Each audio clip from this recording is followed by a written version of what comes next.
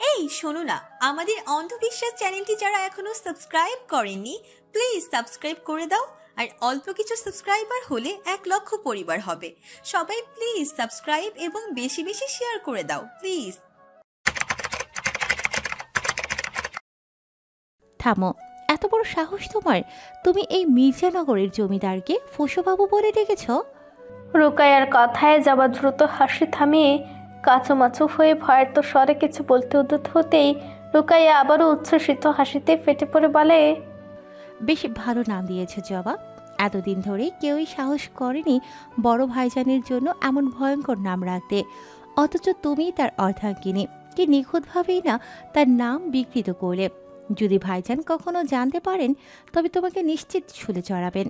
রুকাইয়ার এমন মন্তব্যে যাবা আরো ভয়ে কোকড়ে গিয়ে মিনতির সুরে বলে, আপাজান, দয়া করে এই ব্যাপারে ওনাকে কিছু বলবেন না।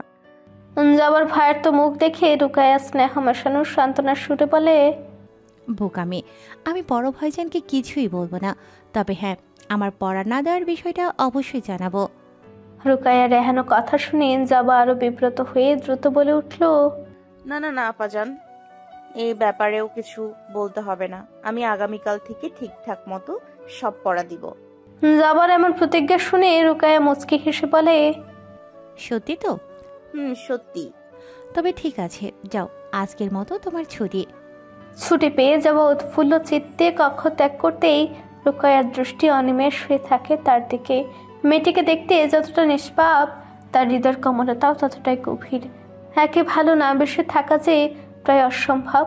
রুকাইয়ের মনে হয় যদি শেহবাজ মির্জা দাও দাও করে জ্বলতে থাকা আগুন হয়, তবে জবা তার বিপরীত এক স্নিগ্ধ স্রোতস্বিনী শীতল শান্ত আরামদায়ক পানি। শেহবাজ যদি ধারালো কাটা হয়, তবে জবার সেই কাটার সঙ্গেই ফুটে থাকা এক সুবাসিত ফুল। কি অনবদ্য মিল দুজনের! রুকাইয়া আজ স্বীকার করতে বাধ্য হয় জমিদার মশাই নিজের জন্য সত্যি উপযুক্ত এক অর্ধাঙ্গিনীকে বেছে নিয়েছেন। 2 মাস, এই সময়টা খুব দীর্ঘ না হলেও রুকাইয়ার জন্য এক বিশাল পরিবর্তনের কাল। হৃদয় ভাঙার কষ্ট এখন আর তার পাঁজর ভেদ করে উঠে আসে না। মৃত্যুর ন্যায় যন্ত্রণা যা এক সময় তাকে তাড়া করত, তাও এখন একেবারে স্তব্ধ। রুকাইয়া উপলব্ধি করে আল্লাহর ইচ্ছাও কত অসীম। আল্লাহ যেমন শেহবাজ মির্জার কঠিন বুকে কোমলতার সুর এনে দিতে জবা নামের এই ফুলটিকেই তার জীবনে গেঁথে দিয়েছেন, ঠিক তেমনি রুকাইয়ার কষ্টে লাঘবও করেছেন। এই সকল চিন্তার মাঝে হঠাৎ রুকাইয়ার মস্তিষ্কে ভেসে ওঠে জুনায়েদের প্রতিচ্ছবি। মানুষটা এই 2 মাসে তার সম্মুখে আসেনি।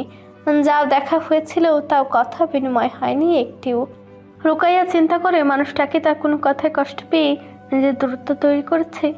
কে জানে, জানলেও কি, তার চেয়ে ভালোই হয়েছে জুনায়েদ নিজেকে তার মতো অভাগিনীর থেকে দূরে রেখেছে।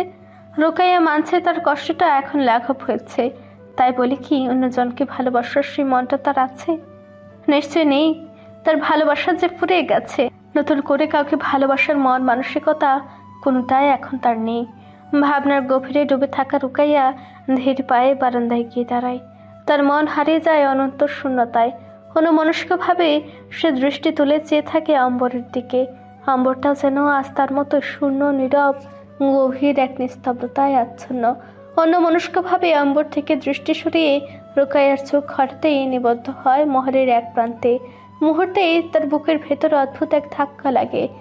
সেখানে দাঁড়িয়ে থাকা জুনায়েদকে দেখে এক দৃষ্টিতে তাকিয়ে আছে তার পানে, কিন্তু সে চাহনিতে নেই কোনো উজ্জ্বলতা, নেই কোনো সজীবতার ছাপ। তার মুখ যেন এক ব্যথার প্রতিচ্ছবি হয়ে মলিনতায় ঠেকে গেছে। কেমন অগোছালো লাগছে মানুষটাকে। রুকাইয়া স্থির হয়ে দাঁড়িয়ে থাকে। জুনায়েদের চোখে প্রতিফলিত ব্যথার গভীরতা তার হৃদয়ে কম্পন জাগায়। বুকটা হাহাকারে ভরে ওঠে। নিজের মনের অগোচরে সে অস্ফুট স্বরে বলে ওঠে, কি হয়েছে ওনার? কেন প্রতিফলিত হচ্ছে এত কষ্ট ওই চাহনিতে? রুকাইয়া প্রশ্ন করে কিন্তু উত্তর পায় না।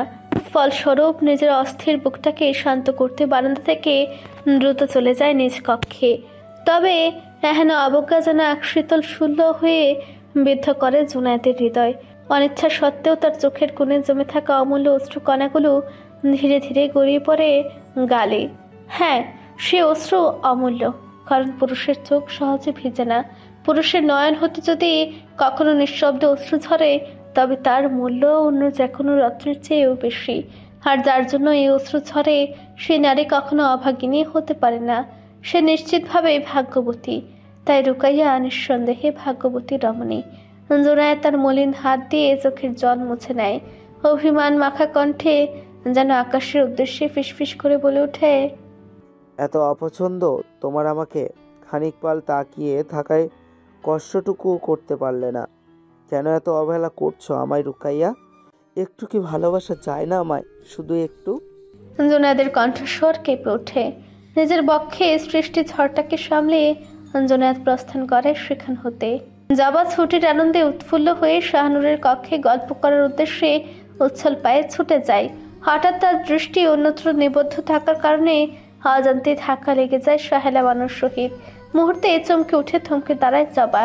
নিজেকে সামনে নিয়ে সাহেলা বানুর রাগান্বিত মুখের দিকে তাকিয়ে বিনীতভাবে বলে ওঠে, চাচি যান, ক্ষমা করবেন, আমি দেখতে পাইনি। জবার এই ক্ষমা প্রার্থনায় সাহেলা বানুর মুখমণ্ডল আরো কঠিন হয়ে ওঠে। চোখে মুখে বিরক্তির ছাপ ফুটে তীক্ষ্ণ কণ্ঠে বলে ওঠেন, দেখবেই বা কেমন করে?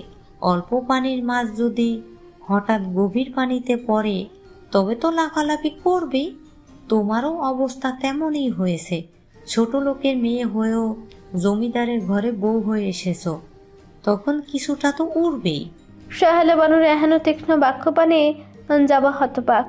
মাথা নিচু করে দুঃখ ভারাক্রান্ত মনে বলে, ক্ষমা করবেন চাচি যান, এমন ভুল আর হবে না। জবার বিনয়ী কথায় সাহেলা বানু আরো কঠোর হয়ে বলেন, আমাকে চাচিজান ডাকবে না।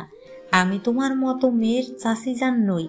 আমিও বুঝি না বাপু, সে বাস কি করে তোমার মতো মেয়েকে পাঠ গ্রহণের তালিম দেওয়াচ্ছে। সে এই মির্জানগরের জমিদার চাইলেই দ্বিতীয় বিবাহ করতে পারে। শুধু শুধু কয়লাকে ঘষে সোনা কেন করতে চাইছে? তবে মানতেই হয়, ভালোবাস করেছো মেয়ে। এই মির্জানগরের অধিপতিকে বলতেই হয় তোমার এলেম আছে বহুত। কথাগুলো বলে সাহেলা বানু তীক্ষ্ণ চোখে তাকে বিদ্রুপপূর্ণ হাসি ছুড়ে সেখান থেকে প্রস্থান করেন। পেছনে রয়ে যায় কথার বিষয়ে জর্জরিত জবা। সাহেলা বানুর অপমান জবার মনের গভীরে তীরের মতো বিদ্ধ হয়। তবে তার থেকেও বেশি ভয়ালো হয়ে ওঠে শেহবাজের দ্বিতীয় বিবাহের সম্ভাবনার ছায়া। জবার মন বিষণ্ণতায় আচ্ছন্ন হয়ে ওঠে, আর অন্তরের কোণে জেগে ওঠে এক অনিবর্জনীয় শঙ্কা। সে মনে মনে ভাবে, উনি কি সত্যি কাহিনীতে শোনা অন্যান্য জমিদারদের মতো আরো বিবাহ করবেন? যদি করেন তবে আমার কি হবে? আমাকে কি আব্বা আম্মার কাছে পাঠিয়ে দেবেন? যদি দেয় তবে আমার তো খুশি হওয়ার কথা, কিন্তু আমি খুশি কেন হতে পারছি না? কেন? নিজেকে করা প্রশ্নগুলোর কোনো উত্তর খুঁজে পায় না জবা। প্রতিটি প্রশ্ন তার মনের গহীনে এক একটি তীক্ষ্ণ শলাকার মতো বিদ্ধ হয়, আর তার ভেতরে অজানা উদ্বেগের এক অস্থির স্রোত বইতে থাকে। 2 মাস পূর্বেও জবা নিজ পিতা মাতার গৃহে ফিরতে কতটাই না উদ্বেগ ছিল, অথচ আজ সাহেলা বানুর তীক্ষ্ণ কথাগুলো তার আত্মার দহন ছড়িয়ে দেয়। আর শেহবাজের দ্বিতীয় বিবাহের আশঙ্কা তার হৃদয়ের গভীরে এক শূন্যতার গভীর খাদ তৈরি করে। কষ্ট, ভয় এবং অপরিচিত অনুভূতিগুলোর ভারে জবার মন ভেঙে পড়া এক প্রাচীন মসজিদের মতো হয়ে যায়, যার প্রতিটি ইট তার অস্তিত্ব থেকে খসে পড়ছে নিঃশব্দে নিঃসাহে। কয়েক মুহূর্ত আগের উৎফুল্ল মন মুহূর্তেই বিষাদের ঘন মেঘে আচ্ছন্ন হয়ে পড়ে। এই পরিবর্তনের ভারে আর শাহনুরের কক্ষের দিকে অগ্রসর না হয়ে পরিবর্তে নিজের কক্ষের পথ ধরে এগিয়ে যায় জবা। তবে নিজের কক্ষে পৌঁছানোর আগেই পথ রোধ করে দাঁড়ায় তৌসিফ। সামনে কোনো পুরুষের উপস্থিতি অনুভব করে জবা দ্রুত মাথার ঘুমটাটি দীর্ঘ করে নিচু হয়ে পদচারণ করতে থাকে, কিন্তু হঠাৎ পেছন থেকে ভেসে আসে তৌসিফের কণ্ঠ। জবা, না মানে ভাবিজান, আপনি কি আম্মিজানের কথায় কষ্ট পেয়েছেন? তৌসিফের প্রশ্নে জবা এক মুহূর্তের জন্য থমকে দাঁড়ায়। মহলে তৌসিফের আগমন ঘটেছে প্রায় 2 মাস আগে। সে শুধু জানে তৌসিফ সাহেলা বানুর পুত্র, কিন্তু এই দীর্ঘ সময়েও তার সঙ্গে কোনোদিন একটিও বাক্য বিনিময় করেনি তৌসিফ। তাই আজ হঠাৎ করেই তার উদ্দেশ্যে এই আন্তরিক উক্তি যাবার কাছে এক অপ্রত্যাশিত বিষয় মনে হলেও তা বিশেষ অস্বাভাবিক বা আপত্তিকর মনে হলো না। তাই স্বাভাবিকভাবেই যাবা উত্তর দেয়, জি না ভাইজান। যাবার প্রত্যুত্তরে তৌসিফ মুখে কুটিল হাসি রেখা ফুটে যাবার সম্মুখে এসে দাঁড়িয়ে বলে ওঠে, মনে করা উচিত না ভাবিজান, কারণ আম্মিজান কিন্তু খুব একটা মিথ্যা বলেনি। তৌসিফের বলা কথায় যাব অবাক হয়ে তৌসিফের পানে একবার দৃষ্টি তাক করে ফের নতজানু হয়ে রয়। তখনই তৌসিফ নিজের সাফাই গাওয়ার মতো বলে ওঠে, কিছু মনে করবেন না, আমি আপনার ভালোর জন্য কথাটা বলছি। দেখুন না, শেহবাজ মির্জা নগরের জমিদার, সে চাইলে আপনার থেকে রূপবতী, গুণবতী আর সম্ভ্রান্ত পরিবারের কাউকে বিয়ে করতে পারত, কিন্তু সে তা করেনি। কেন করেনি আপনি জানেন? শেহবাজের বিবাহের জন্য কত রাজ্য থেকে প্রস্তাব এসেছিল, কিন্তু সে তা সব প্রত্যাখ্যান করেছে। এহেন কথা বলে তৌসিফ একবার আর চোখে জবাকে দেখে নেয়, যেন তার কথার প্রভাব পরখ করতে চাইছে।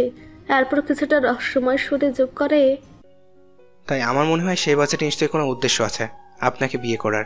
সে জ্ঞানী মানুষ, যা করেছে নিশ্চয়ই ভেবে চিন্তাই করেছে, আর প্রয়োজন হলে নিশ্চয়ই দ্বিতীয় বিয়ে করবে। মাঝখান দিয়ে সব হারাবেন আপনি। তৌসিফের কথার তীক্ষ্ণ তীর জবার বক্ষ পিঞ্জর ভেদ করে গভীরে প্রবেশ করে। নিজ মনে বলে ওঠে, উদ্দেশ্য আছে? অজানা এক ব্যথার স্রোতে জবর সারা দেহ শীতল কম্পনে আচ্ছন্ন হয়ে পড়ে। সে নিঃশব্দে স্থির হয়ে দাঁড়িয়ে থাকে, অথচ তার অভ্যন্তরে চলছে এক প্রলয়। তৌসিফের মুখে একটি দুর্বাধ্য চক্রাকারে হাসি ফুটে ওঠে এবং সে জবাকে গভীরভাবে পর্যবেক্ষণ করে। তার চোখে এক নির্মম তৃপ্তির ঝলক, আর মনে মনে সে বলেই ফেলে, তীর সঠিক লোকে আঘাত করেছে। নিজ চিন্তা থেকে বের হয়ে তৌসিফ ফের বলে ওঠে, তাই এখন থেকে নিজেকে প্রস্তুত করুন সকল কষ্ট সহ্য করতে। তৌসিফের কথায় জবা একবার তার পানে চেয়ে কোনো কথা না বলে প্রস্থান করে সেখান হতে। তৌসিফ জবার প্রস্থানের পানে চেয়ে উচ্চ স্বরে বলে ওঠে, ভাবিজান, আপনার কোনো বিষয়ে কষ্ট হলে নির্দ্বিধায় আমাকে জানাবেন। এই অধম আপনার সেবায় নিজেকে নিয়োজিত করতে স্বাচ্ছন্দ্যবোধই করবে।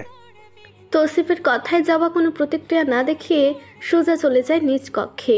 তৌসিফ জবার প্রস্থানের পানে চেয়ে হিসেই বলে ওঠে, শেহবাজের সুন্দরী বোকা ফুল যা বলেছে তাই বিশ্বাস করেছে। বোকা মেয়ে, এই 2 মাসে আমি বুঝে গেছি তুমি শেহবাজের জন্য ঠিক কতটা গুরুত্বপূর্ণ। তোমাদের দুজনের বিচ্ছেদের মানেই শেহবাজের শুধু ভেঙে পড়া না, বরং ধ্বংস হওয়া। এতদিনে শেহবাজের কোনো দুর্বলতা আমার জানা ছিল না, কিন্তু এখন আমার সব জানা। তাই এখন তাকে হারাতে খুব একটা কষ্ট হবে না। ইস, বেচারা শেহবাজের নিজের প্রাণভ্রমরার সামনেও নিজে অনুভূতি প্রকাশ করে না। তোমার এই ভ্রমট স্বভাবই তোমাদের বিচ্ছেদের কারণ বানাবো আমি। তোমার ফুলকে আমি আমার করে কষ্ট দেব তোমায় প্রতিনিয়ত, এটা আমার ওয়াদা নিজের কাছে। কথাগুলো বলেই উচ্চ স্বরে হাসতে থাকে তৌসিফ। দরবার কক্ষে নেমে এসেছে গভীর এক নিস্তব্ধতা। গুমট বাতাসে প্রতিটি শ্বাস আটকে গেছে, আর পরিবেশ ভারী হয়ে উঠেছে অদৃশ্য আতঙ্কে।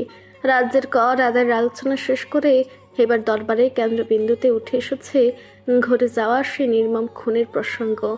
গম্ভীর দৃষ্টিতে চারপাশ জরিপ করে শেহবাজ কঠিন কণ্ঠে প্রশ্ন ছুড়ে, খুনির সন্ধান কত দূরে গিয়েছে? এহেন প্রশ্নে দরবারে নেমে এলো আরো গভীর নীরবতা। শেষে এক সভাসদ সাহস করে উঠে দাঁড়ালেন।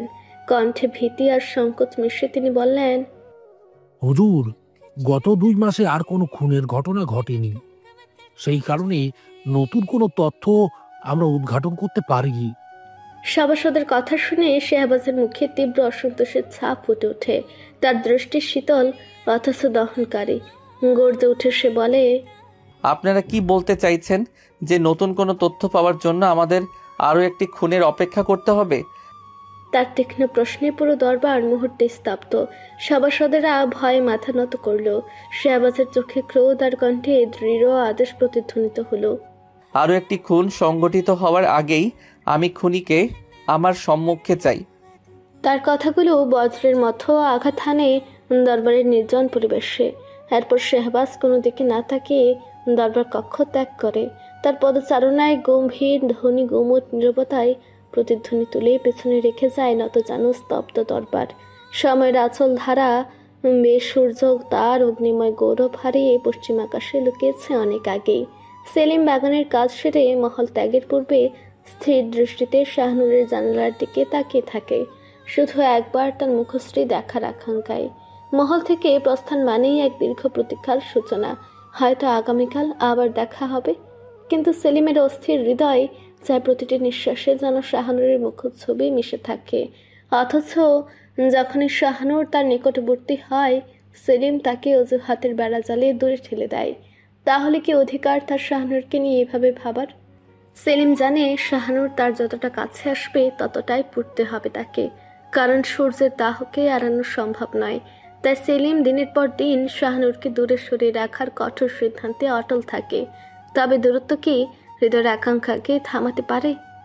প্রতিদিন মহল ছাড়ার আগে সেলিম গোপনে জানালার কাছে উকি দেয়, তার প্রতীক্ষার প্রতিদান হিসেবে এক ঝলক শাহানুরের মুখ দেখার আশায়। কখনো সে সেই প্রতীক্ষায় তৃপ্তি পায়, কখনো শুধু নীরবে অন্ধকারে নিমজ্জিত হয়।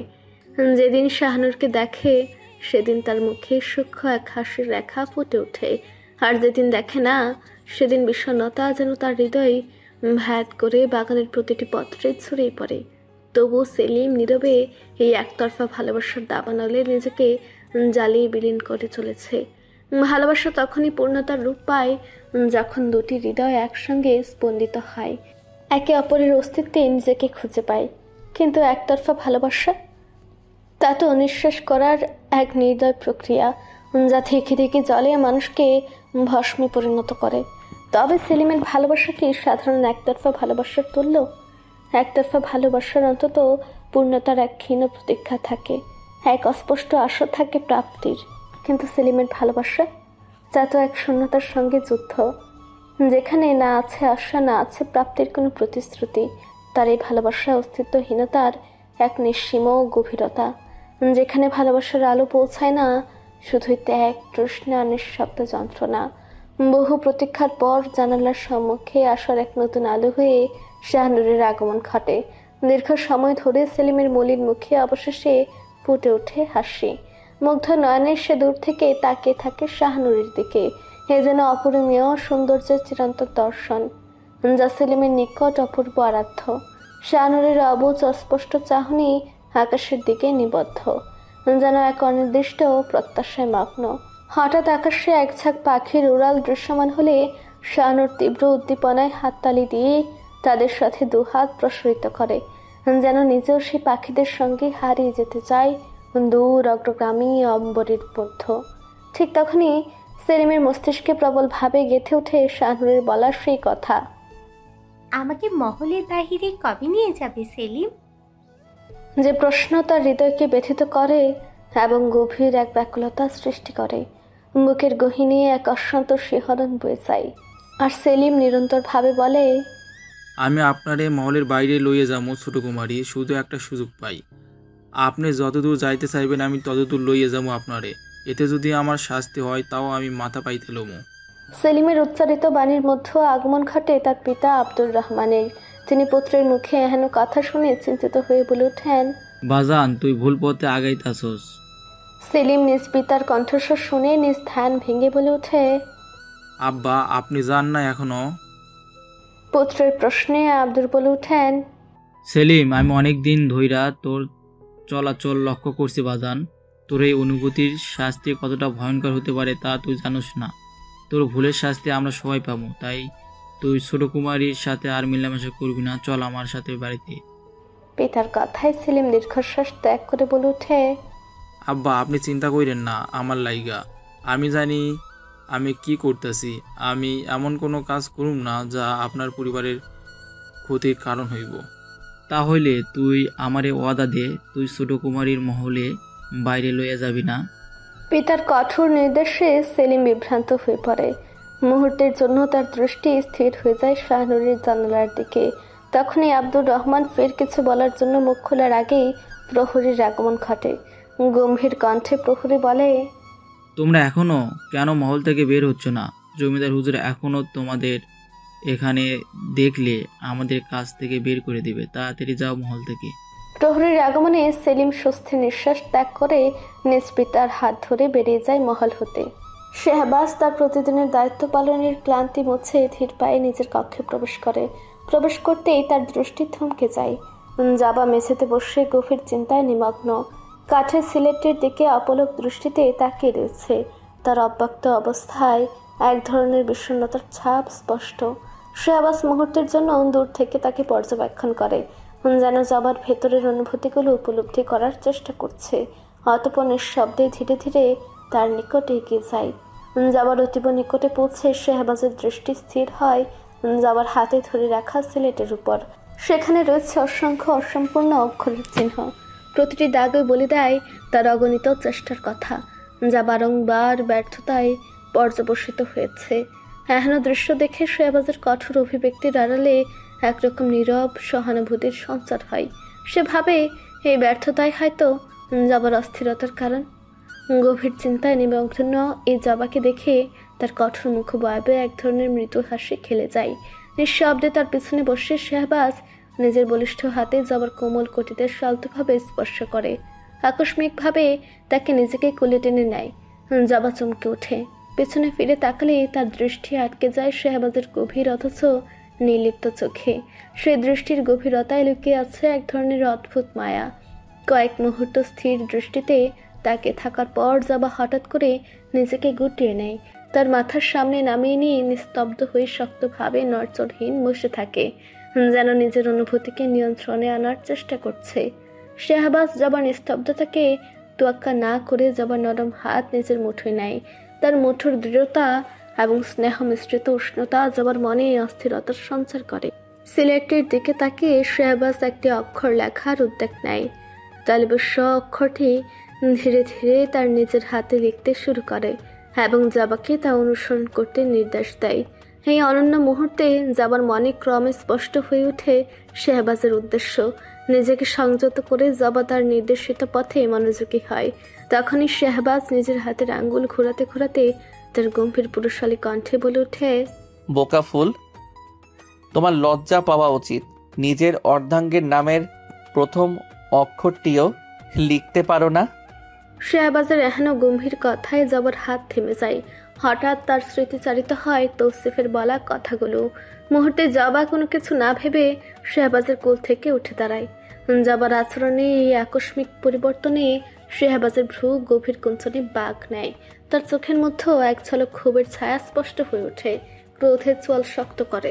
তার গম্ভীর কণ্ঠে বজ্রের মতো ধ্বনিত হয়, জবা ফুল, আমি আপনাকে সতর্ক করেছিলাম নিজেকে এভাবে আমার কাছ থেকে ছাড়িয়ে নেওয়ার দুঃসাহস না করতে। শেহবাজের কণ্ঠস্বরে থাকা দৃঢ়তা এবং অপ্রকাশিত হুমকির সুর জবার মনে অদ্ভুত আতঙ্কের সৃষ্টি করে। তার পা থেমে যায়। এই 2 মাসের অভিজ্ঞতায় সে এতটুকু শিখেছে, যখনই তার স্বামী তার প্রতি প্রবল রাগে মগ্ন হয় তখনই তিনি তুমি সম্বোধন থেকে আপনিতে পৌঁছে যান। এই ভাষাগত পরিবর্তনে শেহবাজের অন্তর্গত ক্রোধের গভীরতা জানিয়ে দেয়। জবা স্পষ্ট বুঝতে পারে তার আচরণে শেহবাজ প্রচণ্ড অসন্তুষ্ট। তার মনের গভীরে এক প্রকার অস্বস্তি তৈরি হয়, যা তাকে ক্রমাগত বিচলিত করে তোলে। তবু জবা নিজেকে ধাতস্থ করে প্রথমবারের ন্যায় শেহবাজের উদ্দেশ্যে প্রশ্ন ছুড়ে, আপনি কেন বিবাহ করেছেন আমায়? আকস্মাৎ জবার এহেন প্রশ্নে শেহবাজ তীক্ষ্ণ দৃষ্টিতে তাকিয়ে কিছুটা অবাক হয়ে প্রশ্ন করে ওঠে, হঠাৎ এই প্রশ্ন উদয়ের কারণ? শেহবাজের প্রশ্নে জবা স্থির হয়ে যায়। কি উত্তর দেবে সে? মনের ভিতর অনবরত প্রশ্ন আর দ্বিধার ঢেউ আছড়ে পড়তে থাকে। এমন সময় শেহবাজ ধীর পায়ে তার দিকে এগিয়ে আসে। শেহবাজের প্রতিটি পদক্ষেপ যেন নিঃশব্দের শ্বাসরুদ্ধ পরিবেশ সৃষ্টি করে। তার বাজ পাখির ন্যায় তীক্ষ্ণ দৃষ্টি জবার মুখে নিবদ্ধ, উত্তর জানার প্রতীক্ষায়। শেহবাজ এতটা কাছে এসে দাঁড়ায় যে তার উপস্থিতির তীব্রতায় জবার শ্বাস ভারী হয়ে ওঠে। ফলস্বরূপ তার ভিতর হৃদয় কানে কানে বলে, চুপ থাক জবা, কিছু বলার প্রয়োজন নেই। অথচ তার গভীর নারীত্ব জেগে উঠে জানতে চায় শেহবাজের তাকে বিয়ে করার কারণ। তাই জবা তার ভীতু মনকে দূরে ঠেলে বলে ওঠে, আপনার জন্য তো অনেক গুণবতী সুন্দরী নারীর বিবাহের প্রস্তাব এসেছিল, তবে তাদের বিবাহ না করে আমায় কেন করলেন? জবার পুনরাবৃত্ত প্রশ্নে শেহবাজের তীক্ষ্ণ বিচক্ষণ মন বুঝে যায় তার বিবাহ সংক্রান্ত বিষয়ে কেউ না কেউ জবাকে কিছু বলেছে। তার ভ্রুতে রাগের ছাপ স্পষ্ট এবং দৃষ্টিতে ঝলকায় এক গভীর অস্থিরতা। অবশেষে সে গম্ভীর কণ্ঠে বলে ওঠে, তবে তুমি কি চাইছো আমি তাদের বিবাহ করি? শেহবাজের এই নির্মম প্রশ্ন জবার কোমল হৃদয়ে গভীর ব্যথার সূচনা করে। সদ্য তার অগোচরে শেহবাজের প্রতি যে এক অজানা অনুভূতি জন্মেছে সেটি তাকে গ্রাস করতে শুরু করে। কেন সে এই নিষ্ঠুর জমিদারকে অন্য কারোর সঙ্গে ভাবতে পারছে না তা বুঝতে না পেরে তার ভেতর এক অবাঞ্ছিত কষ্ট দানা বাঁধছে। হঠাৎই জবার মায়াময় নয়ন থেকে নিঃশব্দে গড়িয়ে পড়ে 2 ফোঁটা অশ্রু। শেহবাজের চক্ষু এড়িয়ে যায় না সেই অশ্রু। মুহূর্তেই তার কঠিন হৃদয় নরম হয়ে ওঠে। আর জবার এমন অসহায় অবস্থা তাকে ভেতরে ভেতরে নাড়িয়ে দেয়। নিজেকে সামলে কিছু বলতে যাওয়ার আগেই জবা আবেগের অন্ধ হয়ে এমন কথা বলে বসে যা বলা তার জন্য একেবারেই বারণ। আর আপনার সাথে থাকবো না, আমাকে আব্বা আমার কাছে যেতে দিন। জবার এই কথা শেহবাজের রাগের আগুনে ঘি ঢালার ন্যায় সাব্যস্ত হয়। তার চোখ দুটো দহনশীল অগ্নি হয়ে ওঠে। ক্রোধের চূড়ান্ত পর্যায়ে গিয়ে সে জবার কোমল থুতনি চেপে ধরে দাঁত পিষে বলে ওঠে, কি বললেন? আবার বলুন তো জবা ফুল। শেহবাজের এমন রুদ্র রূপ দেখে জবা ভয়ে থরথর করে কাঁপতে থাকে। সে শেহবাজকে রাখতে দেখেছে, কিন্তু তার সঙ্গে এমন ভয়ঙ্কর আচরণ এখন অব্দি কখনো করতে দেখেনি। তবু জবা থুতনির ব্যথায় আর আবেগের বশে তার কণ্ঠস্বরকে আটকে রাখতে পারে না। আমি থাকবো না আপনার সাথে, আপনি ভালো না। জবার এখনো কথায় শেহবাজ চোখ কঠোরভাবে বন্ধ করে ক্রমাগত দমন করার চেষ্টা করে নিজের ক্রোধ। কিন্তু জবার অবাধ্য কথাগুলো যেন তপ্ত আগুনের মতো তার ধৈর্যের শেষ সীমানায় আঘাত হানে। গভীর এক দীর্ঘশ্বাসের পরেও ক্রোধ নিয়ন্ত্রণ করতে ব্যর্থ হয়ে সে জবাকে এক ঝটকায় সরিয়ে দিয়ে বজ্র কণ্ঠে বলে ওঠে, কি বললেন থাকবেন না আমার সাথে? আমি খারাপ, মস্ত বড় ভুল কথা বলে ফেলেছেন জবা ফুল। এর শাস্তি তো আপনাকে পেতেই হবে। তার কণ্ঠস্বরে রাগের প্রতিধ্বনি যেন চারপাশের বাতাসকে কাঁপিয়ে তোলে। শেহবাজ জবার কোমল হাত নিজের শক্ত হাতের মাঝে জুড়ে চেপে ধরে এমনভাবে যেন পৃথিবীর কোনো শক্তি তা ছাড়াতে অক্ষম। তার চোখে অগ্নির শিখায় দাহ স্পষ্ট, আর ঠোঁটের কোণে ফুটে ওঠে শীতল নির্মম এক হাসি। অতঃপর আরো কাছে ঝুঁকে গভীর ও শীতল স্বরে ঘোষণা করে, আমার থেকে রেহাই পাননি, কোনো ক্রমেই পাবেন না। আমার মতো খারাপ মানুষের সাথে মৃত্যুর আগ পর্যন্ত থাকতে হবে আপনার। কথাগুলো বলে শেহবাজ জবার হাত ধরে মহলের ভেতর থেকে টেনে নিয়ে যেতে থাকে। তার কঠোর মুখবয়ব থেকে যেন আগুন জ্বলছে। জবার ব্যথা আর্তনাদ হয়ে বের হলেও শেহবাজ তার কোনো তোয়াক্কা করেনি। তার চোখে কেবল সিদ্ধান্তের দৃঢ়তা আর রাগের ঝলক। মহলের দাস দাসুরা শেহবাজের এহেন রূপে ভয়ে মুখ লুকিয়ে নিজেদের কাছ থেকে দূরে সরে যায়। শেহবাজ মহলের বিশাল ফটকের বাইরে গিয়ে জবার হাতটি এমনভাবে ছুড়ে দেয় যেন তার কোনো গুরুত্ব নেই। জবা ভারসাম্য হারিয়ে মাটিতে পড়ে যায়। ঠান্ডা মাটি যেন তার শরীরকে চাবুকের মতো আঘাত করে। জবা মাটি ধরে উঠে দাঁড়ায়। তখনই শেহবাজ কঠিন কণ্ঠে বলে ওঠে, আপনার শাস্তি এখানেই শেষ নয়, সারা রাত আপনি এখানেই থাকবেন। এই সময়ের মধ্যে নিজের ভুল বোঝার চেষ্টা করবেন, আর ছেড়ে যাওয়ার চিন্তা মাথা থেকে ঝেড়ে ফেলবেন। আমার ধৈর্যের সীমা নিয়ে আর খেলবেন না জবা ফুল। তার কণ্ঠের হিম শীতলতা জবা রক্ত কণিকায় পর্যন্ত বরফ জমানোর শীতল অনুভূতির সৃষ্টি করে। কথা বলার সাহস সঞ্চয় করতে গিয়ে জবার শ্বাসরুদ্ধ হয়ে পড়ে। নিজ কক্ষের বারান্দায় দাঁড়িয়ে রুকাইয়া পুরো দৃশ্যটি নীরবে প্রত্যক্ষ করছিল। শেহবাজের এমন রূঢ় আচরণ তার মনের গভীরে অস্থিরতার ঢেউ তোলে। পরিস্থিতির তীব্রতা বুঝে সে দ্রুত জবার নিকট যাওয়ার প্রত্যাশায় ছুটে যায়। এখনো সময় আলিয়া বানু ও সাহেলা বানু সেখানে এসে উপস্থিত হলেন। আলিয়া বানু জবাকে এমন বিধ্বস্ত অবস্থায় দেখে বিচলিত হলেন। কিছু বলতে এগিয়ে এলেও শেহবাজের রক্তলাল দৃষ্টি তার দিকে পড়তেই তার পদসঞ্চালন থেমে গেল। চোখের ভাষায় শেহবাজের নিষ্ঠুরতা তাকে এক অদ্ভুত ভয়গ্রস্ততায় আবদ্ধ করল। অদৃশ্য কিছু ভেবে কয়েক পা পিছিয়ে গিয়ে তিনি নিঃশব্দে দাঁড়ালেন। অন্যদিকে সাহেলা বানু জবার এই করুণ দশা দেখে ঠোঁটের কোণে এক নিঃশব্দ মুচকি হাসি ফুটিয়ে তোলেন। তার চোখে যেন বেজোড় এক প্রচ্ছন্ন আনন্দ। সেই স্থানে উপস্থিত থেকে ঘটে যাওয়ার সকল ঘটনা নীরবে প্রত্যক্ষ করেও জুনায়েদ নিরুত্তর রইল। তার মুখে কোনো আবেগ ফুটে উঠল না। শেহবাজ একবারও পেছন ফিরে তাকালো না। রুদ্র পদক্ষেপে মহলের ভেতরে চলে গেল।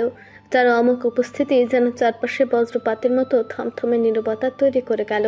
তখনই রুকাইয়া সেখানে এসে জবাকে দেখে থমকে যায়।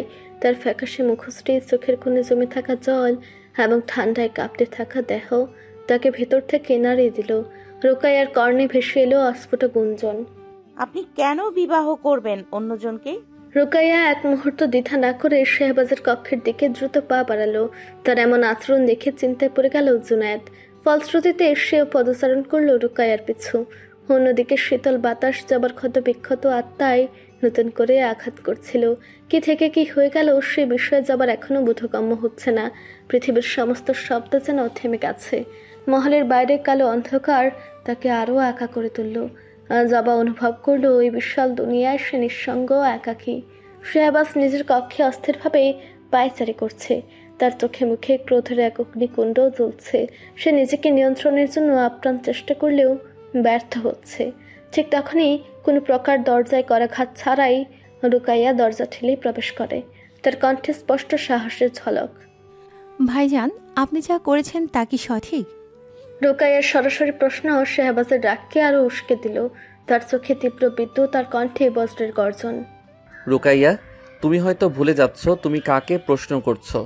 শেহবাজের ভয়ালো চেহারা এবং কঠিন কণ্ঠে রুকাইয়ার হৃদয় কেঁপে উঠলেও সে সাহস ধরে রেখে বলল, ভাইজান, আমাকে ক্ষমা করবেন। আমি আপনাকে রাগাতে এখানে আসিনি। যা ঘটেছে তার সামান্য অংশই দেখেছি, আর তাতেই আপনার ক্রোধের কারণ কিছুটা হলেও বুঝতে পেরেছি। কিন্তু আপনি এত বিচক্ষণ হয়েও এটা কি বুঝতে পারছেন না? জবা যা বলেছে তা কেবল আপনার প্রতি তার গভীর অনুভূতির কারণেই। এই 2 মাসে কি জবার পরিবর্তন আপনার চোখে পড়েনি? শেহবাজ কিছুক্ষণ নিঃশব্দে তাকিয়ে রুকাইয়ার কথা শুনে। তার ঠোঁটের কোণে এক কঠিন হাসি খেলে যায়। তারপর তীক্ষ্ণ দৃষ্টিতে রুকাইয়ার দিকে তাকিয়ে বলে, তোমার কি মনে হয় আমি তার অনুভূতির ব্যাপারে অজ্ঞাত? যে চোখে আমি আমার প্রতি ভয়, ঘৃণা আর রাগ দেখেছি, সেই চোখে সৃষ্ট গভীর অনুভূতি আমি দেখব না? রুকাইয়া হতচকিত হয়ে বলে, তাহলে? শেহবাজের কণ্ঠ এবার আরো গভীর আর কঠোর হয়ে ওঠে। আমাকে ছেড়ে যাওয়ার চিন্তার পেছনে তার যে অনুভূতি কাজ করুক, তা আমার কাছে এক গুরুতর অপরাধ। সে আমাকে ভালোবাসুক কিংবা ঘৃণা করুক, তা আমার কাছে গুরুত্বহীন। কিন্তু আমাকে ত্যাগ করার কথা সে যদি স্বপ্নেও ভাবে, তার জন্য কঠিন শাস্তি অপরিহার্য। শেহবাজের কণ্ঠে এমন শীতল রুষ ছিল যে রুকাইয়া কিছু বলার জন্য মুখ খুলতেই শেহবাজ নিজের হাত তুলে তাকে থামিয়ে বলে, আর একটি কথাও নয় রুকাইয়া, আমি এই বিষয়ে আর কিছু শুনতে চাই না। তুমি এখনই আমার কক্ষ থেকে বের হয়ে যাও। রুকাইয়া হতভম্ব হয়ে কিছু বলতে চেয়েও শেহবাজের ভয়ালো দৃষ্টির সামনে থেমে গেল। নিঃশব্দে মাথা নিচু করে কক্ষ থেকে বেরোতে গিয়েও একবার থেমে রুকাইয়া বলে ওঠে, ভাইজান, একদিন আপনি মোহাব্বতকে নিকৃষ্টতম শব্দ বলে উল্লেখ করেছিলেন, কিন্তু আজ দেখুন সেই মোহাব্বতেই আপনি কঠিনভাবে পড়েছেন। আমার থেকেও গভীর মোহাব্বতে পড়েছেন আপনি। বলে মুখে মৃদু হাস্যের দেখা ফুটে রুকাইয়া এক মুহূর্ত না দাঁড়িয়ে প্রস্থান করে সেখান হতে। পেছনে রেখে যায় বাকরুদ্ধ হয়ে থাকা মির্জানগরের অধিপতিকে। রুকাইয়া শেহবাজের কক্ষ থেকে বেরোতেই জুনায়েদ আচমকায় তার হাত টেনে মহলের এক অন্ধকার নীরব প্রান্তে নিয়ে যায়। আকস্মিক এই টানে রুকাইয়া চিৎকার করার আগেই জুনায়েদ তার মুখ চেপে ধরে। ভয় ও অবাক চোখে রুকাইয়া ছটফট করতে করতে বাহিরের চাঁদের আবছা আলোতে জুনায়েদের অবয়ব স্পষ্ট হতে দেখে সে কিছুটা শান্ত হলো। তারপর জুনায়েদ তাকে ছেড়ে দিয়ে ঠান্ডা কণ্ঠে বলে ওঠে, বাহ, তোমার সাহসের তো কোনো তুলনা নেই মেয়ে। নিজের ভালোবাসার মানুষের সংসার ঠিক করছো। রুকাইয়া অল্প কিছু সময় নীরব থাকলেও তীব্র শীতল কণ্ঠে জবাব দেয়, ভালোবাসার মানুষ ছিল, কিন্তু এখন নেই। রুকাইয়ার এহেন কথা শুনে জুনায়েদ অবাক হয়ে প্রশ্ন করে, এত দ্রুত ভুলে গেলে তাকে, যার জন্য তুমি এত বছর পাগল ছিলে? রুকাইয়ার মুখে এক মৃদু হাসি ফুটে ওঠে এবং শান্তভাবে উত্তর দেয়, যখন নিজের ভালোবাসার মানুষকে চিরতরে হারিয়ে যাওয়ার শোক তীব্র হয়, তখন তার কাছে 2টি পথ থাকে। প্রথম, নিজের জীবনকে শেষ করে দেওয়া, এবং দ্বিতীয়ত তাকে ভুলে গিয়ে নতুন করে জীবনকে এগিয়ে নেওয়া। আমি দ্বিতীয় পথটাই বেছে নিয়েছি। রুকাইয়ার কথায় জুনায়েদ এক মুহূর্ত নীরব থেকে তার মুখের দিকে তাকিয়ে প্রশ্ন করে, তবে রুকাইয়া, আমি কোন পথটা বেছে নিব? প্রথমটা? রুকাইয়ার কণ্ঠে অস্থিরতা ফুটে ওঠে। চিন্তিত হয়ে সে জুনায়েদের মুখ চেপে ধরে উত্তেজিতভাবে বলে, ছি, এসব কি বলছেন? এমন কিছু ভাবাও যে পাপ। জুনায়েদ নিজ মুখের থেকে রুকাইয়ার হাত সরিয়ে মৃদু হাসি দিয়ে বলে ওঠে, ভাবা পাপ, কিন্তু প্রথমটা ছাড়া দ্বিতীয়টাও যে বেছে নেওয়া আমার পক্ষে সম্ভব নয় রুকাইয়া। তবে তুমি বলে দাও, এখন আমার কি করা উচিত? জুনায়েদের প্রশ্নে রুকাইয়া স্তব্ধ হয়ে রয় খানিকক্ষণ। ফুয়ের কোনো কথা না বলে সেখান হতে ছুটে চলে যায়। রুকাইয়ার ছুটে যাওয়ার পরে অপলক দৃষ্টিতে তাকিয়ে জুনায়েদ বলে ওঠে, যেদিন তুমি আমার থেকে চিরতরে হারিয়ে যাবে, সেই দিন আমার সামনে শুধু একটি পথ থাকবে, মৃত্যু। আর আমি তাতে একটুও দ্বিধা করব না। পূর্ণ শান্তিতে বরণ করব তাকে। সময় অতি দীর্ঘকাল অতিবাহিত হয়েছে। বহুক্ষণ বাহিরে অবস্থান করতে করতে জবার শরীর শীতল হয়ে অচল হয়ে উঠেছিল। যখন সে নিজ শরীরের উপর পূর্ণ নিয়ন্ত্রণ হারিয়ে মাটিতে পতিত হওয়ার উপক্রম, ঠিক তখনই আকস্মাৎ তৌসিফের আগমন ঘটে, যেন সে এই মুহূর্তের জন্যই অপেক্ষারত। তৌসিফ এগিয়ে এসে এক হাতে জবার কোমর শক্তভাবে চেপে ধরে তাকে নিজের কাছে টেনে নিয়ে বলে, আরে ভাবিজান, আপনি ঠিক আছেন তো? জবা ধীরে স্থিরে তার আধবোঝা চোখে তৌসিফের দিকে তাকায়। তৌসিফের মুখ চোখে পড়তেই সে নিজের সমস্ত শক্তি দিয়ে তাকে ধাক্কা দিয়ে বলে, ছাড়ুন আমাকে, ছাড়ুন বলছি। জবার শক্তিহীন ধাক্কায় বিন্দু পরিমাণও নড়ল না সে। উল্টো তৌসিফ তার কথা উপেক্ষা করে চিন্তিত হওয়ার অভিনয় বলে, আরে ভাবিজান, আমি যদি ছাড়ি তাহলে তো আপনি পড়ে যাবেন। আর কিছু বলার পূর্বেই শেহবাজ মুষ্টিবদ্ধ হাতের সামনে এসে তৌসিফকে দাঁতে দাঁত পিষে গর্জে উঠে বলে, তৌসিফ, আমার ফুলের থেকে দূরে দাঁড়া বলছি। শেহবাজের অন্তর অগ্নিস্ফুলিঙ্গের মতো জ্বলে ওঠে। তার চোখে এমন ক্রোধের তীব্রতা যেন শত বিদ্যুতের ঝলকানির চেয়েও ভয়ঙ্কর। তৌসিফের বাহুর মধ্যে জবাকে দেখে সেই ক্রোধ দহন হয়ে শিখা তুলে। এক মুহূর্ত অপেক্ষা না করেই শেহবাজ বজ্রের মতো ঝাঁপিয়ে পড়ে।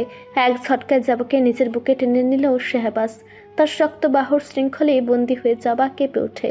আকস্মাৎ শেহবাজের আগমনে তৌসিফ স্তম্ভিত হয়ে পেছনে সরে যায়, কিন্তু সে অবস্থা তৎক্ষণাৎ আতঙ্কে রূপ নিল যখন শেহবাজের পা বজ্রপাতের মতো তার বুকে আঘাত করে।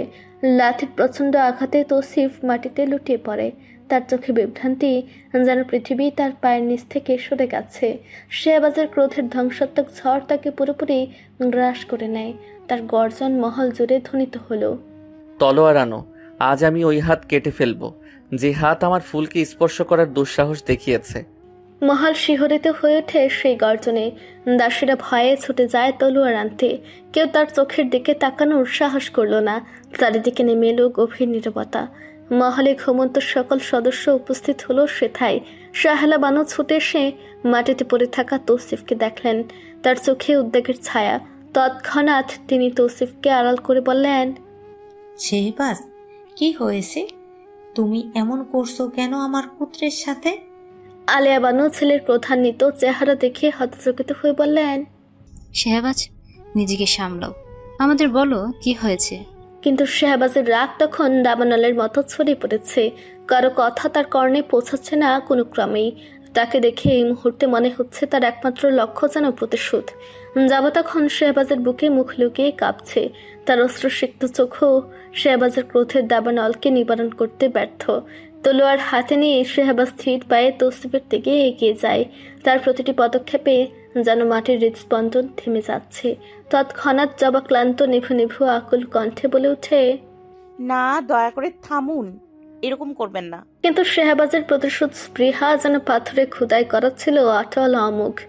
জবা আতঙ্কিত হৃদয়ে তাকে আঁকড়ে ধরে থামানোর প্রাণপণ চেষ্টায় লিপ্ত, কিন্তু তার কাপা হাত শেহবাজের আগুনে লিলিহান শক্তিকে দামাতে সম্পূর্ণ ব্যর্থ হলো। কিন্তু হঠাৎ অপ্রত্যাশিতভাবে জবা ক্লান্তি আর ভয়ের ভারে ভেঙে পড়ে। তার শ্বাস ভারী হয়ে আসে, চোখ ধীরে ধীরে বন্ধ হয়ে যায়, আর এক নিস্তব্ধ অসহায়তায় সে শেহবাজের শক্ত বুকে শিথিল হয়ে লুটিয়ে পড়ে। সেই নিস্তব্ধতার স্পর্শ যেন শেহবাজের ক্রোধের দাবানলে এক অদৃশ্য বৃষ্টির ঝাপটা এনে দেয়। মুহূর্তেই থেমে যায় তার ভেতরের ঝড়। এহেন পরিস্থিতিতে তলোয়ার তার হাত থেকে মাটিতে পড়ে যায়। শেহবাজ থমকে দাঁড়ায়, তার চোখে ক্রোধের পরিবর্তে আতঙ্ক আর অপরাধবোধ। দ্রুত সে জবাকে নিজ কোলে তুলে নেয়। তার শক্তিশালী হাতের স্পর্শে তখন এক ধরনের ভয়ার্থ কোমলতা। শেহবাজের কণ্ঠ ফিসফিস করে উঠল, তবু তার শব্দ যেন পাহাড়ের গর্জনের মতো ভারী। ফুল, চোখ খুলো। বলতে বলতে শেহবাজ জবাকে নিয়ে পদচারণ করে নিজ কক্ষের উদ্দেশ্যে। শেহবাজের অস্থিরতায় হতবাক সকলে। শেহবাজের এই অনুচ্চারিত উত্তেজনা এবং গভীর অস্থিরতা দেখে হতবাক হয়ে যায় উপস্থিত সকলে। আজ তারা প্রত্যক্ষ করে এমন এক শেহবাজকে, যে শুধু মির্জানগরের প্রভুত্বশালী অধিপতি নয়, বরং এক প্রেমিক, যার অন্তরের প্রতিটি স্পন্দনে জবা নামের অমলিন এক ভালোবাসা ধ্বনিত হয়। তার বুকে জ্বলে ওঠা এই গভীর আবেগের আগুন যেন প্রতিজ্ঞাবদ্ধ নিজ অর্ধাঙ্গিনীকে চিরকাল আগলে রাখার। এতক্ষণ যাবৎ ভয়ে ঘটে থাকা তৌসিফ শেহবাজের আকস্মিক পরিবর্তনে মনে মনে বলে ওঠে, জবার প্রতি তোর মনে থাকা ভালোবাসা আমার জানা ছিল, কিন্তু সেটা যে এত প্রখর তা জানা ছিল না। তবে মির্জানগরের অধিপতির উপরে শাসন করা নারীরও আগমন ঘটল, যেই শেহবাজের মুখ থেকে বের হওয়া কথা কখনো নড়চড় হতো না, আর সেই শেহবাজের হাত থেকেই তলোয়ার পড়ে গেল সামান্য এক নারীর নিস্তব্ধতায়। এহেন কথা বলে তৌসিফ অন্তরস্থ হাসির গভীরে হারিয়ে গিয়ে আবার উচ্চারণ করলো, তবে তোকে চিরকালের জন্য অমোচনীয় করে ফেলতে আমার অসংখ্য অস্ত্রের প্রয়োজন নেই, বরং একটি একক অস্ত্রই যথেষ্ট। তোর কোমল জবা ফুল, যার অবুঝ কোমলতায় নিহিত রয়েছে আমার অবধারণীয় বিজয়। শাহবাজ নিজের কক্ষের দরজা জুড়ে ধাক্কা দিয়ে খুলে প্রবেশ করলো। তার শক্তিশালী বাহুতে বয়ে চলা জবার নিথর দেহ যেন অমৃত প্রায় এক ফুলের মতো। শাহবাজ যখন জবার মুখের দিকে তাকালো তখন সে স্পষ্ট অনুভব করলো জবার শরীর ধূসর রং ধারণ করেছে, যেন প্রাণহীন এক ফুল যার পাপড়ি ঝরার অপেক্ষায় রয়েছে। এহেন দৃশ্যে শাহবাজের রুহু কেঁপে উঠল তৎক্ষণাৎ। মখমলের বিছানার উপর সাবধানে জবাকে শুয়ে দিয়ে শাহবাজ তার শীতল হাতটি জবার কপালে স্পর্শ করতেই এক অস্বস্তিকর শীতলতা অনুভূত হলো। সেই শীতলতা যেন শাহবাজের বুকের গভীরে এক অজ্ঞাত আতঙ্কের ঢেউ সৃষ্টি করে, যা হৃদয়ের তলদেশ পর্যন্ত পৌঁছালো। চিন্তায় কোচকানো রেখা তার কপালে দৃশ্যমান হলো। চারপাশের পরিবেশ অদৃশ্য ভয় চেপে বসলো, যা ঘর জুড়ে এক প্রাণহীন কোলাহল সৃষ্টি করে, যেন এক গভীর নীরবতা বাতাসে ভাসছে। এক মুহূর্ত স্থির থেকে শাহবাজ উৎকণ্ঠিত হয়ে দাসীদের হাঁক ছুড়ল। তার কণ্ঠস্বর ছিল তুমুল গর্জনের মতো, যা পুরো মহলকে কাঁপিয়ে ফেলার ন্যায়।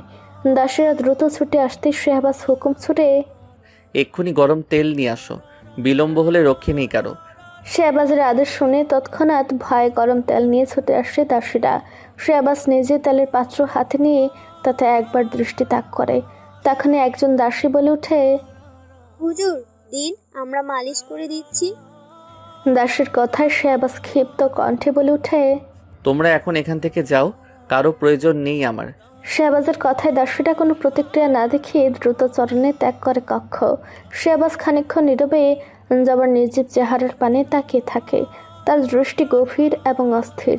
তারপর সে গরম তেলের পাত্রটি খানিকক্ষণ দেখল। ধীরে ধীরে অত্যন্ত যত্নে জবার শীতল হাত ও পায়ে তেল মাখাতে শুরু করে। তার শক্ত অথচ স্নেহময় আঙ্গুলগুলি একে একে জবার আঙ্গুলগুলো ঘষে রক্ত সঞ্চালন ফিরিয়ে আনার চেষ্টায় নিমগ্ন হয়ে ওঠে। জবার কোমল মসৃণ ত্বকে নিজ আঙ্গুলের সূক্ষ্ম স্পর্শ যেন এক গভীর অস্থিরতার ঢেউ তুলে দিল শাহবাজের মাঝে। তবু তেল মাখানোর পরও জবার শরীরের সেই শীতলতা যখন কিছুতেই কমল না, তখন শাহবাজের অন্তর্দাহ আর প্রবল হয়ে উঠল। গভীর উদ্বেগ আর অস্থিরতা থেকে সে গর্জে উঠে বলে, হাকিমকে আনতে হবে। বলে সে দ্রুত পা বাড়ালো দরজার নিকট। তখনই পেছন থেকে একটা দুর্বল হাত শাহবাজের শক্ত হাত স্পর্শ করে বলে ওঠে, বাবু। শব্দটা এতটা মৃদু ছিল যে মনে হলো বাতাসের হালকা ছোঁয়ায় মিশে যাবে। শাহবাজ দ্রুত ঘুরে দাঁড়ালো। তার দৃষ্টি পড়ল জবার শীর্ণ হাতে, যা শক্ত করে তার কবজি আঁকড়ে ধরেছে। জবার চোখের পাতাগুলো কাঁপছে। তার দৃষ্টিতে ভয়ের এক চাপা প্রতিফলন। ফিসফিসে কণ্ঠে অনেকটা কাতর স্বরে জবা বলে উঠল, দয়া করে ওনাকে কিছু করবেন না, চাচিজান কষ্ট পাবেন। শাহবাজ থমকে দাঁড়ালো। তার অন্তরের দহন আবার প্রবল হয়ে উঠল। চোখে একরাশ আগুন নিয়ে জল শক্ত করে সে বজ্র কণ্ঠে বলে উঠল, ফুল, আমার সম্মুখে অন্য পুরুষের নাম নেওয়ার জন্য তোমার ভয় হওয়া উচিত। তার কণ্ঠে বিষাদের সাথে লুকিয়ে থাকা ক্রোধ স্পষ্ট হয়ে উঠল। কিন্তু যখন শাহবাজের চোখে ধরা দিল জবার ক্লান্ত অবসন্ন মুখশ্রী, তখনই সে ক্রোধ মুহূর্তে নিঃশব্দে বিলীন হয়ে গেল। গভীর এক দীর্ঘশ্বাস ফেলে নিজেকে সংযত করে হাত বাড়িয়ে জবার কপাল স্পর্শ করে শাহবাজ। তাপমাত্রা খানিকটা স্বাভাবিক মনে হওয়ায় হাকিমের কাছে ছুটে যাওয়ার পরিবর্তে শাহবাজ এক অদ্ভুত সিদ্ধান্তে উপনীত হয়। হঠাৎ করেই শক্ত হাতে নিজের পরিহিত পাঞ্জাবি খুলে দূরে ছুঁড়ে ফেলে সে। জবার অবশ দেহের উপর নরম তুলোর ল্যাপ টেনে দিয়ে এক নিঃশব্দ প্রতিজ্ঞায় সে নিজেই সেই ল্যাপের নিচে আশ্রয় নেয়। ফের জবার শরীরের উপর থাকা শরীর আঁচল সরিয়ে নিজের উন্মুক্ত বুকের উষ্ণতা দিয়ে তার শীতল শরীরকে উষ্ণ করতে শাহবাজ জবাকে শক্ত করে নিজের বাহুর মধ্যে জড়িয়ে নেয়। সেই মুহূর্তে তার প্রতিটি স্পর্শে ছিল এক নিঃশব্দ আকুতি, এক অদম্য ইচ্ছা জবার জীবনকে নিজের সমস্ত উষ্ণতা দিয়ে পূর্ণ করে তোলার। জবাকে এত ঘনিষ্ঠভাবে বুকে টেনে ধরতে শাহবাজের নিঃশ্বাসে এক অব্যক্ত ভারসাম্যহীনতা সৃষ্টি হয়, যেন তার শ্বাস প্রশ্বাসও তার অন্তরের অন্তর্দাহে ভেসে যাচ্ছে ক্রমাগত। তার শুকনো গলায় একাধিকবার অস্বস্তিতে গেলে সে মৃদু কণ্ঠে উচ্চারণ করে, ফুল, আমার ভুল হয়ে গেছে, তোমার সাথে এতটা কঠোর হওয়া আমার উচিত হয়নি। এ যেন এক অসাধ্য সাধন হওয়ার ন্যায় ঘটনা, যেখানে মির্জা নগরের অধিপতি তার ভুল স্বীকার করেছে এক নারীর নিকট, যে নারীদেরই সে তুচ্ছ বলে আখ্যায়িত করেছিল কোনো এক সময়। জবা সে যদি শুনতে পেত তার ফুসু বাবুর এহেন ভুল স্বীকার করার আকুল বাক্য, তবে কেমন প্রতিক্রিয়া হতো তার। শাহবাজ নিজ বাক্যের পুরো সমাপ্তি ঘটিয়ে জবাকে শক্ত করে জোরে ধরে আরো কাছে টেনে নেয়।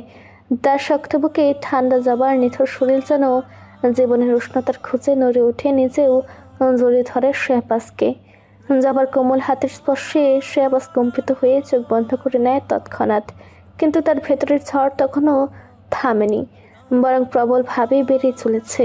শাহবাজ নিজের ভারী হওয়া নিঃশ্বাসে মুখে মৃদু হাসি ফুটিয়ে জবার চুলে আলতো করে হাত বুলিয়ে কর্ণা বরাবর মুখ নিয়ে ফিসফিস করে বলে, বলো তো কন্যা, এই মির্জা নগরের জমিদারকে ফুসোবাবু উপাধি দেয় তোমার কি শাস্তি হওয়া উচিত? শাহবাজের বাক্য জবার কর্ণে আদৌ স্পষ্ট হয়েছে কিনা কে জানে, তবে জবা আকস্মাৎ নড়ে উঠে আর গুটিয়ে শাহবাজের বুকের সাথে লেপটে যায়। জবার এহেন আদরের প্রতিক্রিয়ায় শাহবাজ ফের জবার কর্ণে বলে উঠে, এই মুহূর্তে জমিদার শেহবাজ মির্জা তোমার ফুসোবাবু উপাধি প্রত্যাখ্যান করলো কন্যা, কিন্তু তোমার অর্ধাঙ্গ তোমার একান্ত ফুসোবাবু হিসেবে নিজেকে সঁপে দিল তোমার নিকট। সামলে নাও আমায় তোমার একান্ত পুরুষ হিসেবে। কথাগুলো উচ্চারণের সাথে সাথে শাহবাজ জবার কপালে তার ঠান্ডা মসৃণ অধরটি স্পর্শ করলো এক গভীর আবেশে, যেন তার প্রতিটি স্পর্শে সেই অনুভূতি আত্মপ্রকাশ করতে চায়। এরপর পুনরায় কপাল থেকে জবার গালে তার অধরের স্পর্শ করে একটি অদ্ভুত অনুভূতির সৃষ্টি করে, যেখানে শরীরের প্রতিটি অনুভূতি একযোগে জেগে ওঠে এবং জবা এক অদ্ভুত কম্পনে কেঁপে ওঠে। যাওয়ার কম্পনের শাহবাজ নিজের অধর জবার নরম অধরের দিকে নিয়ে যায় এক অসীম আকুলতায়। সে নিজেকে আর সামলাতে পারল না, তবু অধরে অধর স্পর্শ না করে জবার ললাটে এক গভীর নিঃশ্বাস ফেলে। ফির শাহবাজ মৃদু কণ্ঠে বলে, আমায় পাগল করে দিচ্ছ ফুল, কবে নিচ থেকে আমায় কাছে টেনে নিবে তুমি? রাতের একদম বন্ধকর পরিস্থিতি অতিক্রম করে প্রভাতের সোনালি আবির্ভাব ঘটেছে পৃথিবী জুড়ে। যাবার শয়নরত কক্ষের জানালা দিয়ে এক মৃদু ঠান্ডা হাওয়ার ঝলক ভেসে আসছে, যা দেহে এক অদ্ভুত শীতলতা তৈরি করছে। রোদের প্রথম রোশনি অতি মৃদুভাবে কক্ষে প্রবেশ করে কক্ষটি আলোকিত করতেই জবা ফুরফুরে শরীরে চোখ মেলেছে, নিজ শরীর থেকে ল্যাপ ঠেলে উঠে বসে। চোখ ডলতে ডলতে আশেপাশে তাকাতেই নিজেকে একা নিজেদের কক্ষে আবিষ্কার করে হতচকিত হয় জবা। মনে মনে বলে ওঠে, আমি তো বাইরে ছিলাম, এখানে কি করে আসলাম? আমি নিজ চিন্তার গভীরে নিমগ্ন থাকার মাঝে আকস্মাৎ জবার চোখ পড়ে নিজের শরীরের উপর। মুহূর্তে সে নিজের এলোমেলো অবস্থার দিকে তাকিয়ে আতঙ্কিত হয়ে ওঠে। তার শরীরের জড়ে থাকা আঁচল পালঙ্কের নিচে ছড়িয়ে আছে। মুহূর্তে জবা দ্রুত নিজের হাতে আঁচলটা টেনে শরীরে জড়িয়ে নেয়। লজ্জায় এক অজানা ভয় তাকে গ্রাস করে। সংকুচিত হয়ে সে অস্পষ্ট কণ্ঠে বলে ওঠে, আমি যতই এলোমেলো হয়ে ঘুমাই, কখনো নিজ শরীর থেকে শাড়ির আঁচল নড়েনি, তবে আজ এমন দশা কেন আমার? জবা নিজেকে প্রশ্ন করে, কিন্তু কোনো উত্তর পায় না। বিরক্তি আর হতাশায় সে কক্ষের প্রতিটি কোণায় চোখ বুলিয়ে খুঁজতে থাকে শাহবাজকে, তবে কোথাও তার উপস্থিতি নেই। এই শূন্যতা তাকে আরও অস্থির করে তোলে। অগত্যা সে নিজের মস্তিষ্কে চাপ প্রয়োগ করে গতকালের ঘটনাগুলো মনে করার চেষ্টা করে, কিন্তু যা সে মনে করতে চেয়েছিল তা কেবল অন্ধকারে মিলিয়ে যায়। তবে মস্তিষ্কের গহীনে এক ক্ষণস্থায়ী চিত্র ভেসে ওঠে। শাহবাজের ক্রোধিত রূপ যখন সে তৌসিফের হাত কাটতে চেয়েছিল। এই চিত্রের মুখোমুখি হয়ে জবা উদ্বেগে তীব্রভাবে চিন্তা করতে থাকে, হয়তো শাহবাজ সত্যি তৌসিফের হাত কেটে ফেলেছে, কারণ শাহবাজের মুখ থেকে উচ্চারিত প্রতিটি বাক্য কখনোই বৃথা যায়নি। তাই এই ধারণা তার মনে ঘুরপাক খেতে থাকে। তার মনে হঠাৎ এক অপরাধ বোধ সৃষ্টি হয় এবং সে নিজের মনে ভেবে ওঠে, আমার জন্যই তৌসিফ ভাইজানের এই পরিস্থিতি হয়েছে। যাবার চিন্তার মাঝে কক্ষে আগমন ঘটে রুকাইয়ার।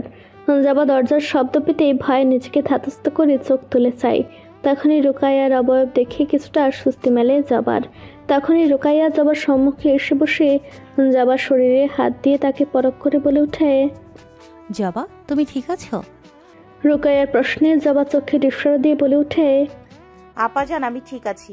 জবার আশ্বস্ততে রুকাইয়া বলে ওঠে, কাল তো ভয় পেয়ে গিয়েছিলাম তোমার হালাত দেখে। জবা রুকাইয়ার কথায় তরপানি খানিক তাকিয়ে থেকে উদ্বিগ্ন কণ্ঠে প্রশ্ন করে, আপাজান, আমি কক্ষে কি করে পৌঁছালাম? জবার প্রশ্নে রুকাইয়ার শান্ত কণ্ঠে মুখে মৃদু হাসি ফুটে বলে ওঠে, ভাইজানই তোমায় কক্ষে নিয়ে এসেছে জবা। রুকাইয়ার উত্তরে জবা অবাক হয়েছে, ফের মলিন মুখে অভিমানী কণ্ঠে বলে ওঠে, উনি আমাকে কেন নিয়ে এলেন কক্ষে? উনি নিজেই তো আমাকে শাস্তি দিয়েছেন। বলে ফের অশ্রুসিক্ত নয়নে রুকাইয়ার পানি চেয়ে বলে ওঠে, উনি ভালো না আপা, উনি খুব খারাপ। উনি আমার জন্য আপনার ভাইজানের হাতও। সম্পূর্ণ বাক্য শেষ হওয়ার পূর্বেই রুকাইয়া বলে ওঠে, না জবা, তৌসিফ ভাইজানের কিছু হয়নি, সে একদম ঠিক আছে। রুকাইয়ার কথায় জবা অবাক হয়ে চায়। তখনই রুকাইয়া চোখের ইশারায় তাকে আশ্বস্ত করে বলে ওঠে, তৌসিফ ভাইজান একদম ঠিক আছেন, চিন্তা করো না তুমি। আর যাকে তুমি খারাপ বলছো সে তোমাকে অচেতন হতে দেখে সব কিছু ভুলে চিন্তিত হয়ে তোমায় নিয়ে কক্ষে চলে আসেন। জবা, তুমি একবার যদি গতকালের ভাইজানের অস্থির রূপ দেখতে, তবে তাকে খারাপ কখনোই বলতে না। রুকাইয়ার কথায় জবা থা হয়ে বসে রয়। তখনই রুকাইয়া জবাকে প্রশ্ন করে ওঠে, জবা, কাল তোমাদের মধ্যে কি হয়েছিল? রুকাইয়ার প্রশ্নে জবা মলিন মুখে সব খুলে বলতেই রুকাইয়া বলে ওঠে, জবা, তুমি কি ভাইজানের চোখের দিকে তাকিয়েও বুঝতে পারো না সে তোমায় কেন বিবাহ করেছেন? রুকাইয়ার প্রশ্নে জবা বলে ওঠে, আপাজান, চোখ দেখলে কি করে বুঝবো সে আমায় কেন বিবাহ করেছেন? জবার অবুঝ প্রশ্নে রুকাইয়া মৃদু হাসির রেখা টেনে বলে ওঠে, জবা, শরীরের সব অঙ্গ প্রত্যঙ্গ মিথ্যে বলেও মানুষের চোখ কখনো মিথ্যে বলে না। চোখ যে মনের কথা বলে, যেমন তোমার চোখ দেখেই আমি তোমার মনের কথা বুঝেছি। রুকাইয়ার কথায় জবা অবাক হয়ে চেয়ে রয়। তখনই রুকাইয়া কিছু একটা ভেবে গম্ভীর মুখে ফিরে বলে ওঠে, তুমি জানো ভাইজান তোমার উপর রাগ করে শিকারে চলে গেছেন, কবে আসবেন তার কোনো ঠিক নেই। এখন তুমি একা একা শান্তিতে থাকো। রুকাইয়ার কথায় জবার মন কুঠুরিতে নেমে আসে এক অপ্রতিরোধ্য ঝড়। তার চোখে স্পষ্ট ভেসে ওঠে বিরহের যন্ত্রণা। তবু জবা বোকার মতো বলে ওঠে, আপাজান, উনি কেন আমার উপর রেগে চলে গেলেন? আমার উপর এত রাগ থাকলে উনি আমাকে দিয়ে আসতেন আব্বা আম্মার কাছে। জবার কথায় রুকাইয়া মনে মনে বলে ওঠে, প্রতি বছর এই দিনে ভাইজান তার সভাসদের সাথে শিকারে যান। এটা মির্জানগরের জমিদারের নিয়ম।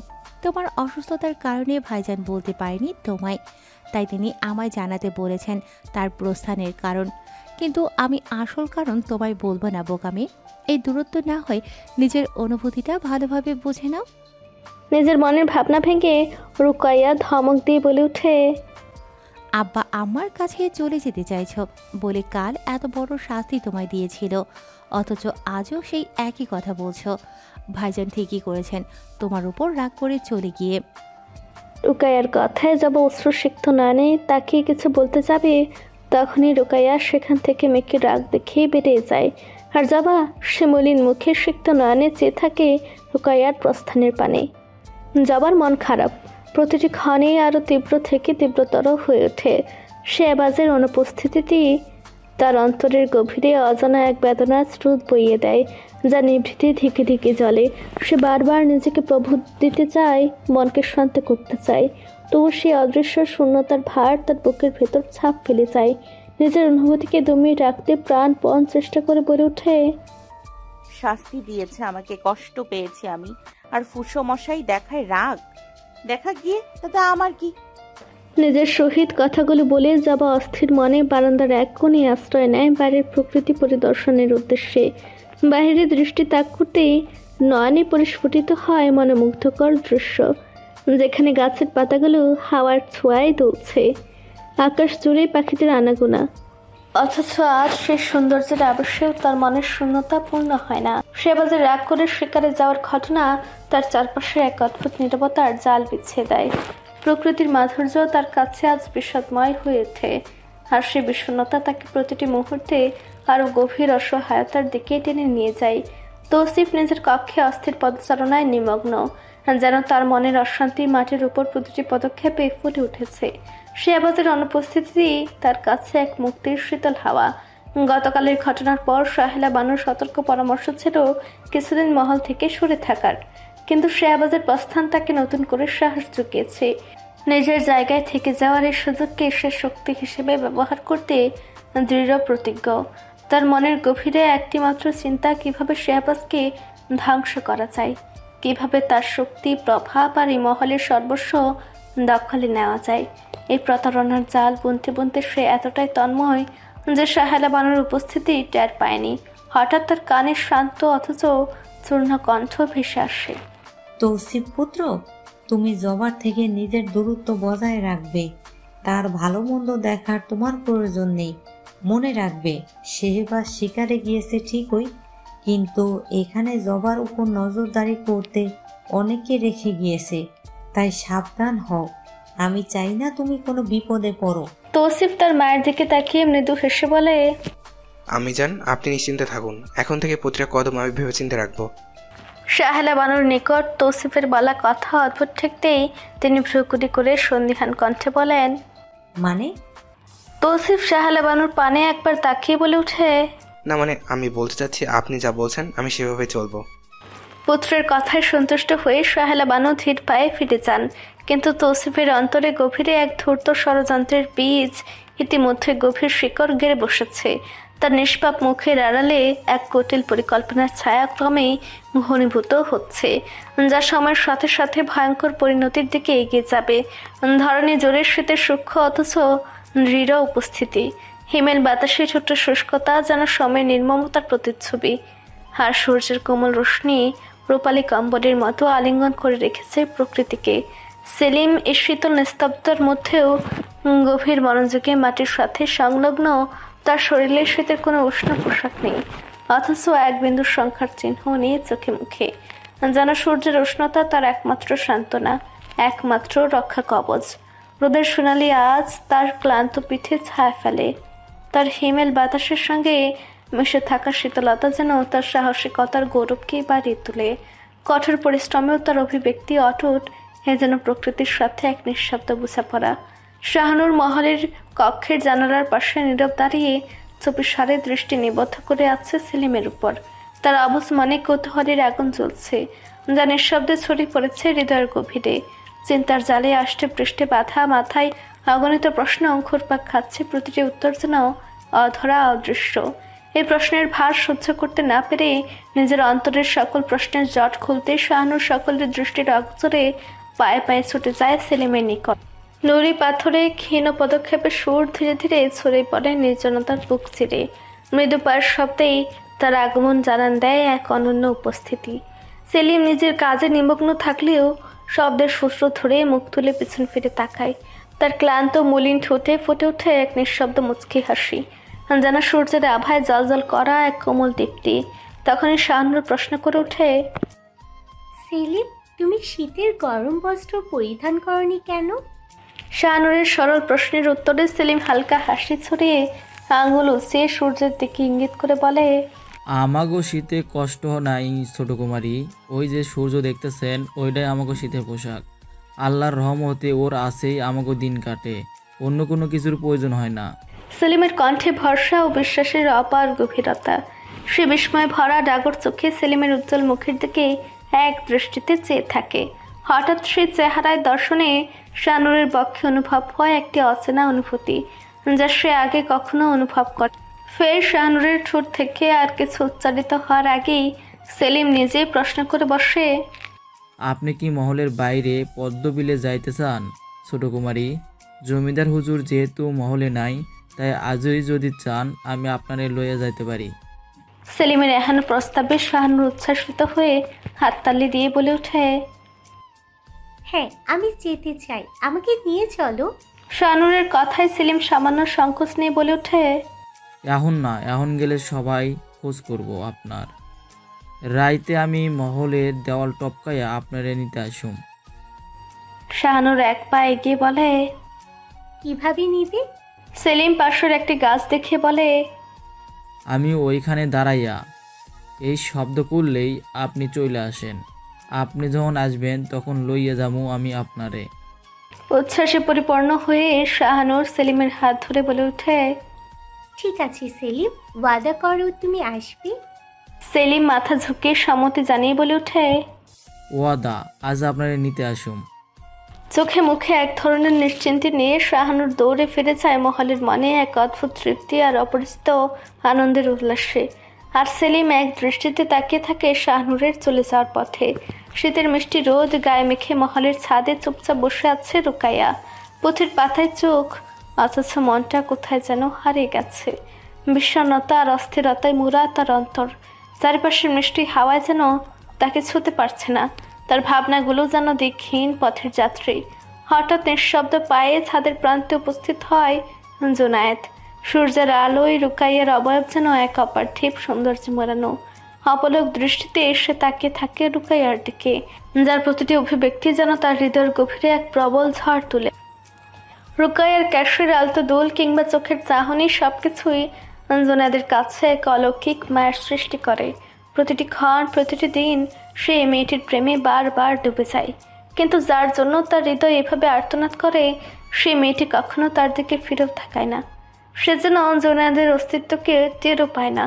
নিজের ভাবনাগুলো ছেড়ে ফেলে জুনায়েদ এগিয়ে যায় নিকটে। ফের আকস্মাৎ বলে ওঠে, নিয়মিত ভালোবাসার গল্প শুনতে এবং পড়তে আমাদের অন্ধবিশ্বাস চ্যানেলটি সাবস্ক্রাইব করে পাশে থাকা বেল আইকনটি ক্লিক করুন। ধন্যবাদ সবাইকে।